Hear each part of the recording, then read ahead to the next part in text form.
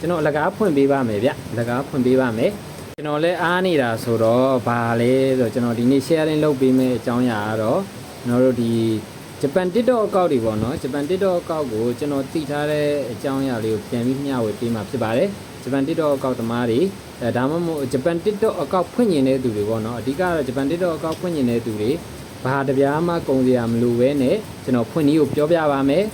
ဖွင့်နည်းမသိလို့ရှိရင်လည်းကျွန်တော်စီကိုလာမေးပါကျွန်တော်လကားဖွင့်ပေးပါမယ်ဗျလကားဖွင့်ပေးပါမယ်နောက်နေ့မှာ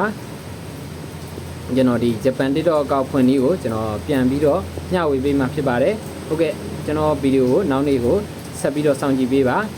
ကျွန်တော်ပြန်ပြီးတော့ sharing လုပ်ပေးပါမယ်တကယ်လို့ဂျပန်အကောင့်လိုချင်တယ်ဆိုရင်လည်းကျွန်တော်စီကိုmessage ပို့တာပဲဖြစ်ဖြစ် comment ရေးတာပဲဖြစ်ဖြစ်ဆက်သွယ်လို့ရပါတယ်ကျွန်တော်ကူညီပေးပါမယ်အလကားပါဗျ free ဘာမှပေးစရာမလိုပါဘူးကျွန်တော်ဂျပန်အကောင့်ကိုတခြားဖွင့်ပေးလိုက်ပါမယ်ကိုစူးစမ်းမှာတော့ကို့အပိုင်းပေါ့နော်စူးစမ်းမှာကကို့အပိုင်းဖြစ်ပါတယ်ဒီဂျပန်အကောင့်ရပြီးတော့လို့ရှိရင်ကိုဗီဒီယိုတင်တာပဲဖြစ်ဖြစ်ဘာပဲလုပ်ကိုယ့်ရဲ့စီးပွားရေးနဲ့ပဲပတ်သက်ဒါပဲလုပ်ပေါ့နော်ဒါကျွန်တော်ကဘာမှအခက်ကျင်းဝင်မြူပဲနဲ့